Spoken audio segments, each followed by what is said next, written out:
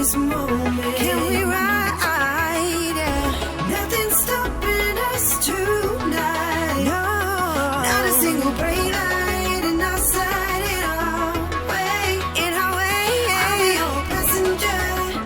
You lead the way. You lead the way. I'll let you take the wheel. I'm feeling something real. I need to feel that breeze rush your feet.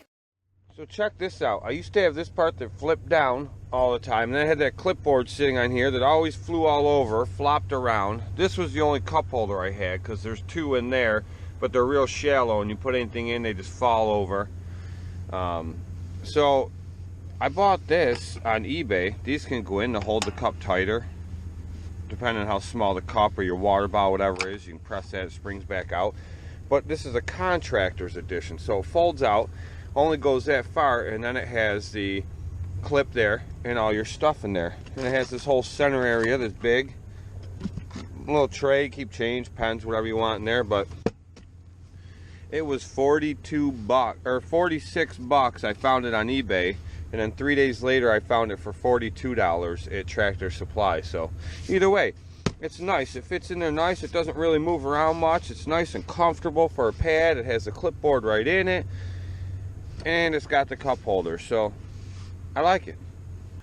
All these trees still hanging on for dear life.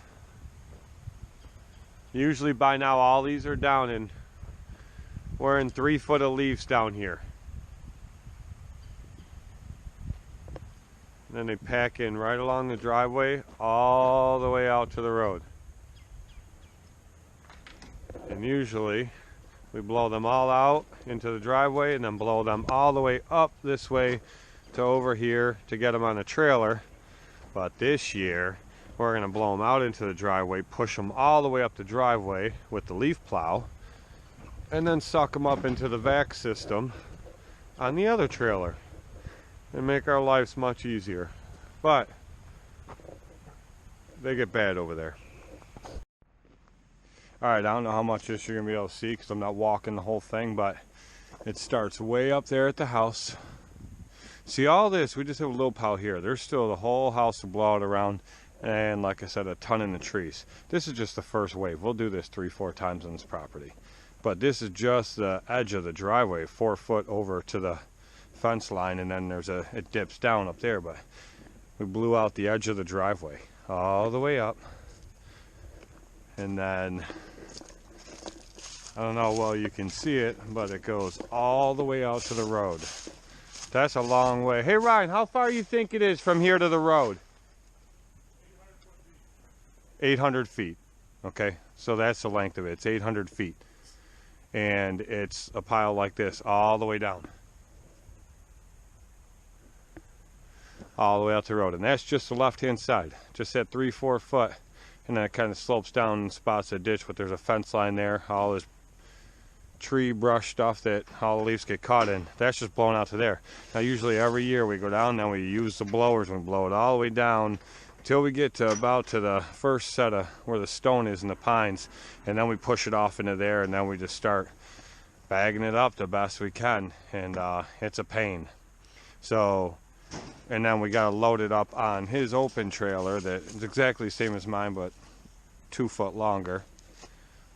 But this year we're going to push it all the way up to here, and then we're going to back in here with the trailer and the vac system, Little Wonder, and we're going to vac it all up this year. That's the plan. And then we're going to take everything from around the house and push that all up. It gets this whole grass area over here where all these trees are, the entire thing about 3 foot deep. That's what it usually gets. You have all these trees, which still a lot more to drop, and then you get all the neighbors' trees in the back ones, a lot of them drop, and then they blow over here because they usually don't do their leaves. This neighbor over here never does his leaves, and the fence helps a little bit, but you know, the wind will blow this way, then it'll blow that way, then it'll blow this way, then it'll blow that way. So it blows all different directions. That's Lake Ontario. The winds come off there, and it's just a nightmare. So what Ryan's doing now is he's going to push it all up to right here, and this is going to be our staging area. We're going to dump everything right here, get all the leaves into this area. Now we're going to back down the driveway with the big dump trailer and a Little Wonder, We're just gonna vac it all up from right here. That's our plan this year, and we're gonna see how it goes. But yeah, that's a lot. That took us about an hour just to blow that out. So, and we move fast. Like, we don't play around, we haul. We're running right along. I'm crawling through all these, and I'm just pushing through. I mean, I got marks on my neck and my face, I'm sure. I got whipped pretty hard with a couple branches, but I get beat up. I don't know if you could tell. I got whacked right there a couple times by branches. I can feel it stinging, but look at that massive amount of leaves he's pushing up. He got almost the whole thing. I mean, you get some that run off to the sides, but you know, a couple people have asked me in these videos, so you're wasting so much time with that plow, why don't you just bag it, why don't you just mulch it? Well, first off, if you've been in this business longer than a year and you actually know what you're talking about, you'll know that you can't just bag up leaves like that. It clogs up blower systems on mowers. I don't care what kind of mower you have. You don't have a super mower, trust me. I don't care what you say, I've run them all. It's gonna clog it up, that blower system, even if they're dry leaves. If you try sucking up too much at once, you know, the baggers fill up right away. Even the Terra King bags in my old videos, those fill up, you know, quick. On a property like this, you know, all that stuff's real beneficial on normal properties. This isn't a normal property.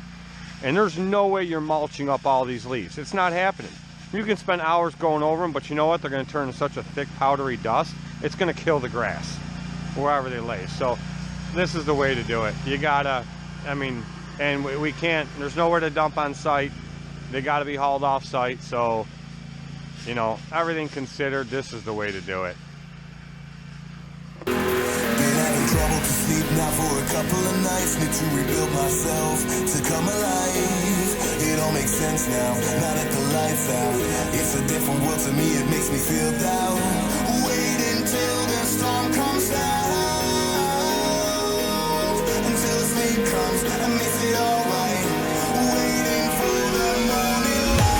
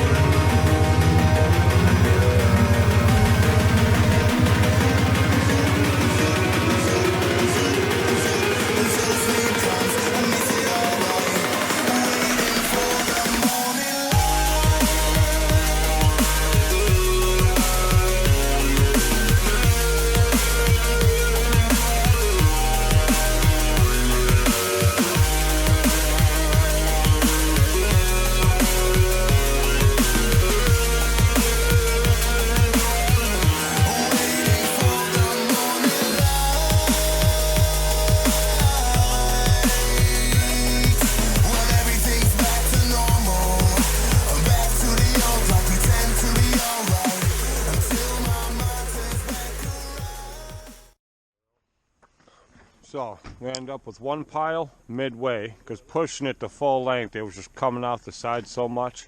But we got it all down, and once you push through, then I blew it from each side to get it back into the middle into a mound so you can push it again. It took a little bit of time, but a lot better than the way we used to do it.